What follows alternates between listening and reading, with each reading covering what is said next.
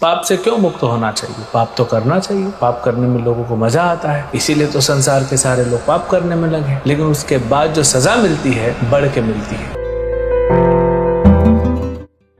हरे कृष्णा। भगवद गीता अध्याय 10 श्लोक संख्या 3।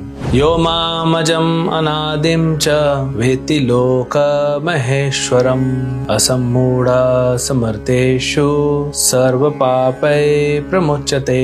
जो मुझे अजन्मा अनादि समस्त लोकों के स्वामी के रूप में जानता है, मनुष्यों में केवल वही मोह रहित और समस्त पापों से मुक्त होता है। तो भगवान यहाँ पे कितना सरल तरीका बता रहे हैं पाप से मुक्त होने का। पाप से क्यों मुक्त होना चाहिए? पाप तो करना चाहिए। पाप करने में लोगों को मजा आता है, इसीलिए तो संसार के सारे लोग पाप करने में लगे। पाप करने में तो मजा आता है, लेकिन उसके बाद जो सजा मिलती है वो 10 गुना, 100 गुना, 1000 गुना बढ़ के मिलती है। जैसा पाप रहेगा वैसा फिर सजा मिलेगी। भगवान यहाँ बहुत ही सरल तरीका बता रहे हैं पाप से मुक्त होने का, नहीं तो हम फंसे रहेंगे संसार। और जब तक पाप की सजा से मुक्त नहीं होंगे, जब पाप से मुक्त होंगे तो पाप की सजा से भी मुक्त हो जाएंगे। और फिर क्या बचेगा जीवन में? जब सजा नहीं होता तो क्या होता है? तब हम आजाद घूमते हैं। जेल में किसको अच्छा लगता है? तो पूरा भौतिक संसार क्या है? जेल है। तो कैसे हम पाप से मुक्त हो सकते हैं? भगवान कहते हैं 3 चीजें। ये जान लो कि मैं अजय हूँ, अनादि हूँ और लोक महेश्वर, मैं महेश्वर हूँ। तो आइए देखते हैं कि इस शब्द का अर्थ क्या होता है। अज,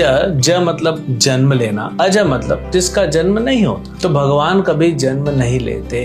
अच्छा, हमने तो देखा है माता देवकी के गर्भ में भगवान आए, फिर देवकी पुत्र के रूप में आए, और आप कहते हैं जन्म नहीं लेते। देखिए, भगवान जन्म लेते हैं, लेकिन वो कैसा होता है समझिए बात को। अजय तो जीवात्मा भी है, हम भी अजय हैं, आप भी अजय हो। हम आत्मा तो जन्म नहीं लेती, लेकिन आत्मा को जबरदस्ती उसके कर्म अनुसार शरीर दिया जाता है। हर साल हम उस शरीर जो दुख दे रहा है, उस शरीर को हर साल याद करते हैं और हैप्पी बर्थडे गाते हैं। तो हम भी अजय हैं, लेकिन हमें जबरदस्ती शरीर दिया जाता है। भगवान अपनी इच्छा से आते हैं। भगवान अजय हैं, लेकिन वो अपने रूप में आते हैं, वो कोई भौतिक शरीर नहीं धारण करते। जैसे भगवान खुद कहते हैं अवजानन्ति माम मूढ़ा। मूर्ख लोग हैं जो सोचते हैं कि मैं मनुष्य जैसा देह को धारण करता हूँ। अगर भगवान हमारे जैसे हो गए तो फिर भगवान सोए क्यों भगवद गीता? अपना भगवद गीता लिखिए, फिर हम भी भगवान हो गए। अगर भगवान मनुष्य हो गए तो हम भगवान हो गए। न दोनों भगवान हो सकते, न दोनों मनुष्य हो सकते हैं। भगवान भगवान है, हम मनुष्य है, हम जीवात्मा है। तो अजय फिर कैसे गर्भ में आ गए? भगवान अपनी इच्छा से आए। भगवान अपने किसी शुद्ध भक्त को सुनते हैं, तो मेरी माँ का रोल करो, तो मेरे पिता का रोल करो, तो मेरे भाई का रोल करो, तो मेरे बहन का रोल करो, मेरी पत्नियों का रोल करो, मेरे मित्रों का रोल करो, सखाओं का रोल करो, सखियों का रोल करो। ये सब रोल देते हैं भगवान।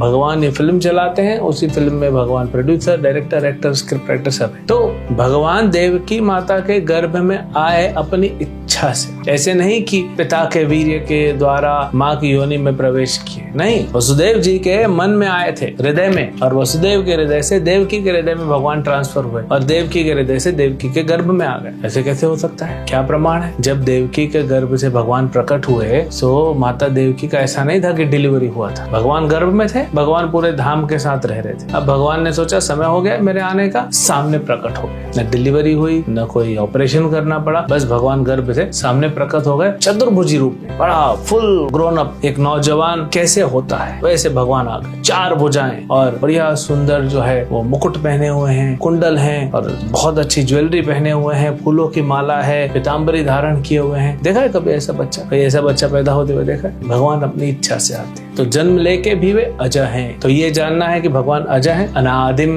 अनादिम ब्रह्मा जी कहते हैं ना, ईश्वर परम कृष्ण सच्चिदानंद विग्रह, अनादिर आदिर गोविंद सर्व कारण कारणम। हे गोविंद, हे कृष्णा, आप तो सबके आदि हैं। पिछले श्लोक में भगवान ने बताया अहम आदिर ही देवानाम, कि मैं सबका आदि हूँ। तो कोई पूछेगा भगवान आपका आदि कौन है? कौन भगवान का आदि है? जो सबके आदि हैं और वो अनादि हैं, उन्हीं को भगवान कहते हैं। अनादिर आदिर गोविंद। ब्रह्मा जी भी कहते हैं आपके ऊपर कोई नहीं, आप ही अनादि हो, आपका कोई आदि नहीं है, आपका कोई स्टार्ट नहीं, आपने ही दृष्टि प्रारंभ की है। तो ये अनादि, फिर लोक महेश्वरम।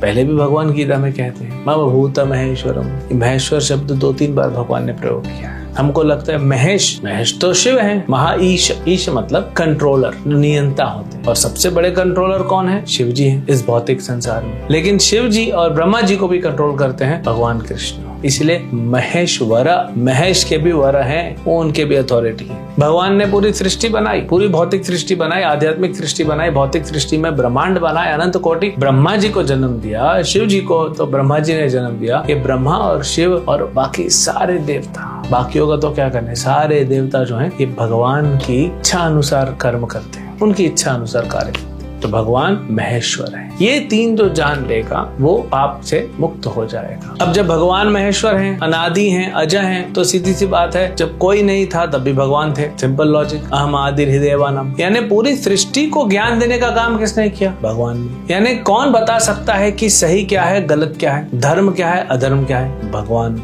धर्मंतु साक्षात भगवत प्रणीतम। तो भगवान के अनुसार अगर हम जीवन चलाते हैं, भगवान के अनुसार हम कर्म करते हैं, जो कि श्रीमद् भगवद गीता, श्रीमद् भागवतम, अन्य पुराणों में, वेदों में दिया है, क्योंकि भगवान ही जो हैं उन्होंने ही ये शास्त्र दिए। तो शास्त्रों के द्वारा भगवान बता रहे हैं कि हमें क्या करना है और क्या नहीं करना है। वो जब क्लियर हो जाएगा कि क्या करना है क्या नहीं करना है, तो फिर क्या होगा? आप सही करोगे, गलत क्यों करोगे? तो गलत करोगे नहीं तो पाप में फंसोगे नहीं। जब जान जाओगे भगवान ही सुप्रीम है, भगवान सर्वोपरि है, तो फिर आप पाप में फंसोगे ही नहीं। तो ऐसे पाप से हम निकल सकते हैं। और इसी व्यक्ति को, जो व्यक्ति भगवान के अनुसार कर्म करता है, उसी को सन्यासी कहते हैं। वो भाव होना चाहिए, कोई भी कर्म करूं मैं भगवान के हिसाब से करूं, नहीं तो फिर लोग अयम कर्म बंधन, भगवान तीसरे अध्याय भगवद गीता के कहते हैं यज्ञ अर्थात कर्मणो, अगर मेरे लिए कर्म नहीं करोगे या मेरे हिसाब से कर्म नहीं करोगे, कर्म बंधन में फंस जाओगे। क्यों? क्योंकि भगवान के हिसाब से नहीं करना मतलब पाप करना। जैसे सरकार के हिसाब से करते हैं ना। सरकार अगर कहती है कि आप लेफ्ट में गाड़ी चलाओ तो लेफ्ट में चलाओ, स्पीड लिमिट 80 का है, पार मत करो, हम 100 की स्पीड में चलते हैं, फिर क्या होता है? फोटो आ जाता है,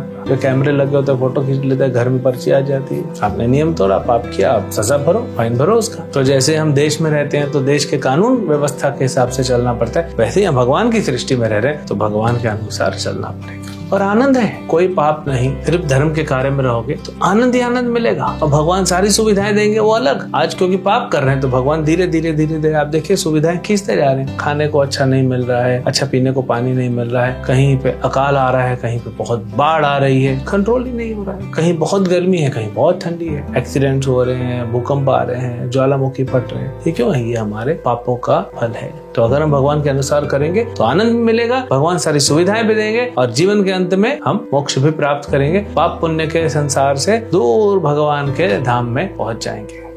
हरे कृष्ण।